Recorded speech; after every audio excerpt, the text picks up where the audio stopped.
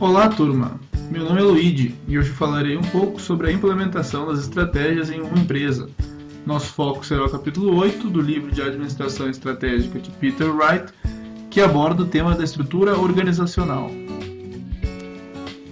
Primeiramente, o que é uma estrutura organizacional?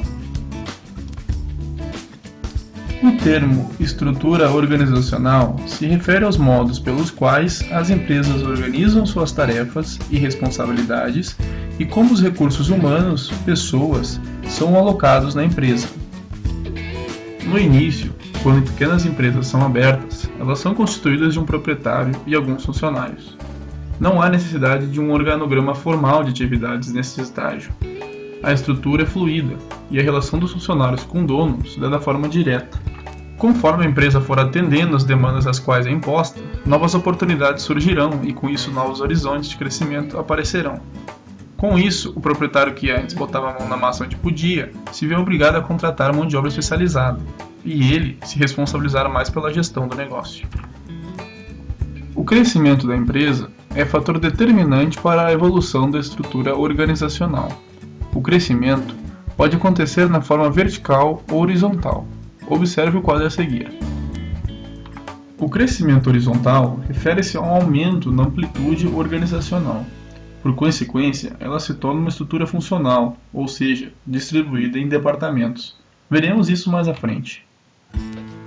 Quanto à estrutura vertical, refere-se ao aumento na extensão da cadeia hierárquica do comando.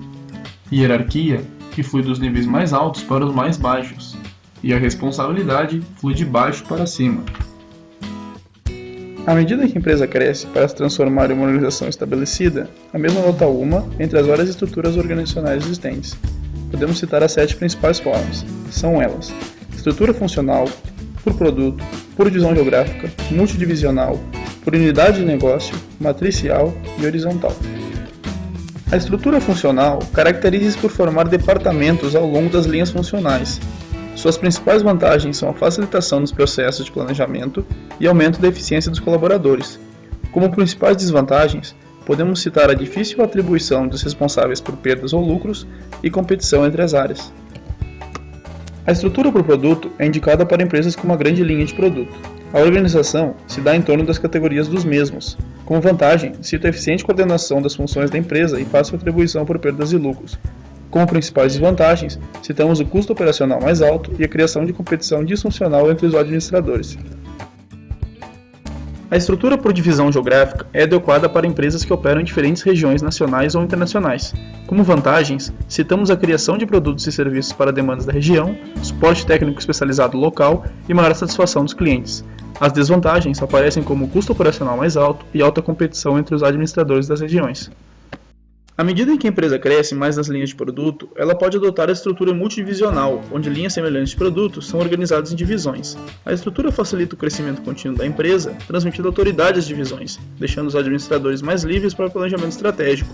A desvantagem é que a distribuição dos custos é subjetiva e difícil de realizar. O crescimento ainda maior leva as empresas a adotarem uma estrutura por unidade de negócio. Nela, divisões como missões, produtos, mercados ou tecnologias semelhantes combinam-se em uma unidade estratégica de negócio. Essa estrutura permite uma coordenação melhor do negócio como um todo. No entanto, criam-se rivalidades entre as unidades estratégicas e aumenta-se a distância da matriz do nível de produto.